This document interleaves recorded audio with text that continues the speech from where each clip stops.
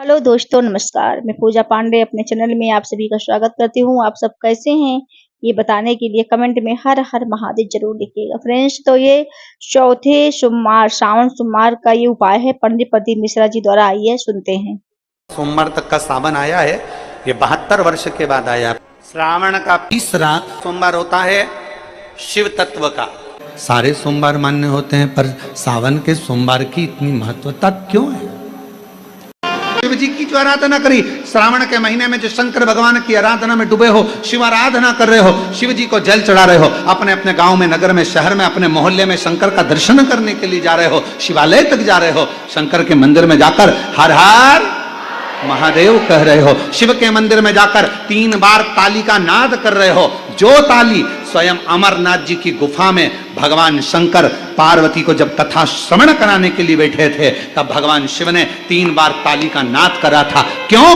क्योंकि पार्वती, ये 3 तालियां मैं इसलिए बजा रहा हूं कि तेरे भीतर के सारे जितने भी पूर्व में तू जन्म ले चुकी है, वो सारे जन्म को बिसराकर इस जन्म को याद कर कर तू मेरा भजन कर कर मुझ में समाहित रहे।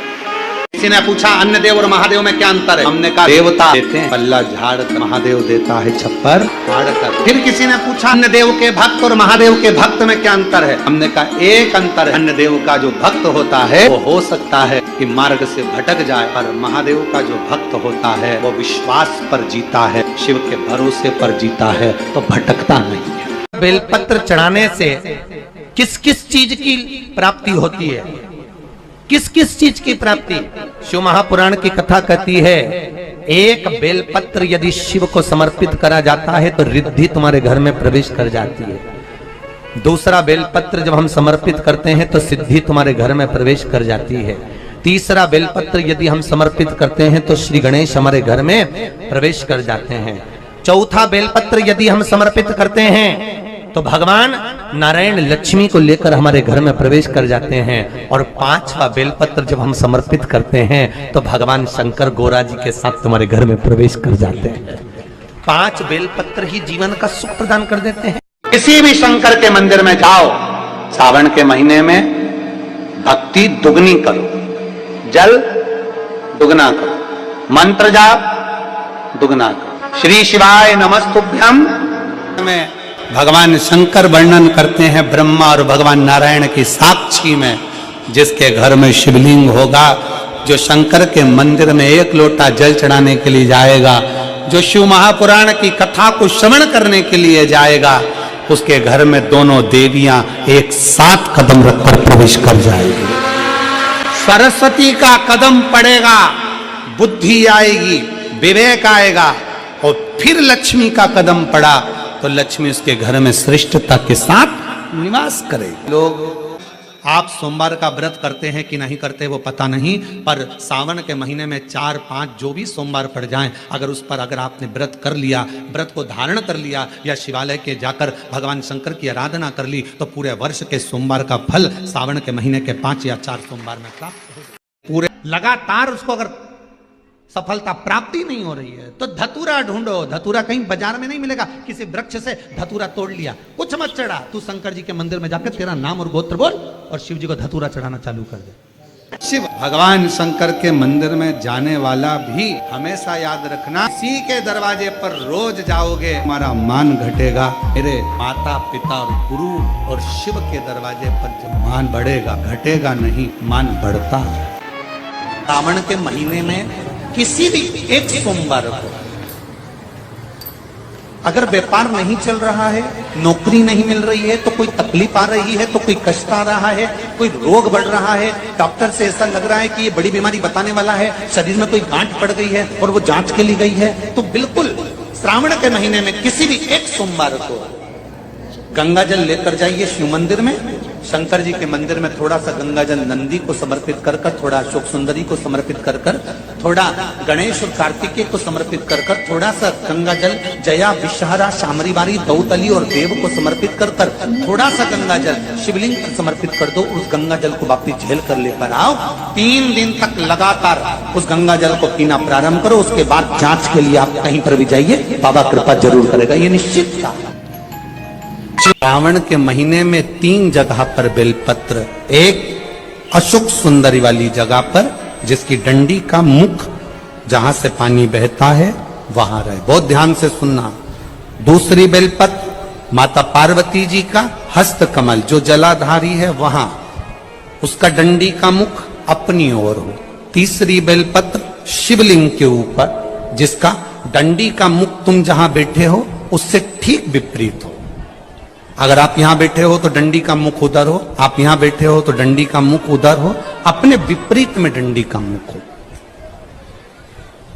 बेलपत्र चढ़ा देने के बाद दो हाथ में जो तुम्हारे जल का पात्र है उसको बाबा को धीरे धीरे तीनों स्थान पर धार थोड़ी थोड़ी चढ़ाई है और फिर बाबा का आचमन कर कर आई है। कोई जो महापुराण की कथा कहती है 5 चीजें शंकर भगवान पर चढ़ती है। दूध अर्थात घर में लक्ष्मी की वृद्धि करता है, इसलिए चढ़ाया जाता है। दही शंकर भगवान पर इसलिए चढ़ाते हैं क्योंकि यह परिवार को जोड़ता है। जिसके परिवार में क्लेश ज्यादा होता है, जिसके परिवार में आपस में तकरार ज्यादा होता है, उसको दही जोड़ता है।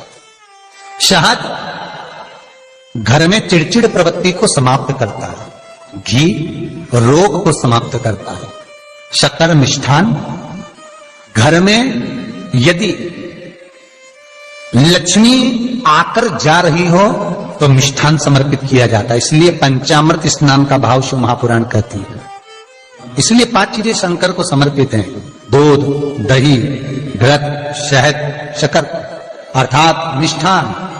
शक्कर से मूलतः या शिव महापुराण में शक्कर नहीं लिखी है।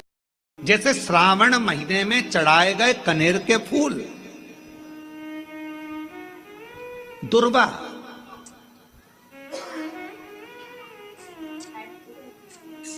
और हम सबसे कहेंगे, मान लो यदि कोई विशेष कोर्ट का केस चल रहा हो, कोई कोर्ट में कोई बातें चल रही हो, अदालत आदि में कोई कार्रवाई चल रही हो, कोई फाइल प्रशासनिक अधिकारियों के पास फंस गई हो और कुछ ना कुछ उसमें अपने को लगता है कि तकलीफ का प्रसंग है, तो हम कहेंगे शिव की आराधना करो, सत्यता पर जियो और साथ में 5 दुर्वा, 1 कनेर का फूल पीला, 1 पीला कनेर, 5 दुर्वा, 5 बेलपत्र लेकर शिव जी के मंदिर में जाकर शिवलिंग पर समर्पित कर कर 2 लोटा जल सावन के महीने में उसी पर बेलपत्र कनेर के फूल पर चढ़ाइए। देवाधिदेव महादेव की कृपा होगी। ज्यादा से ज्यादा 6 महीना 7 महीना, इससे ज्यादा निर्णय आप ही के पक्ष में आएगा और शिव की कृपा से। 5 स्थान शिव जी को चढ़े हुए जल को लगाने का। पहला स्थान बोलिए, जम के बोलो जरा, नेत्र। दूसरा स्थान कर्ण। तीसरा स्थान मस्तिष्क। चौथा स्थान कंठ और 5वां स्थान अपना हृदय। मात्र ये 5 स्थान शिव जी के चढ़े हुए जल को आप अगर लगा लेते हो तो तुम्हारे ऊपर किसी ग्रह, चाहे शनि हो, चाहे राहु हो, चाहे केतु हो, चाहे मंगल हो, कोई ग्रह आप पर भारी नहीं रह सकता। ये 5 स्थान मेरे देव अधिदेव महादेव की अविरल भक्ति के लिए, निर्मल शुद्धि के लिए। नेत्रों पर जल लगाने से मतलब है कि जब भी मैं दर्शन करूं तो मेरे देव अधिदेव महादेव का करूं, शिव।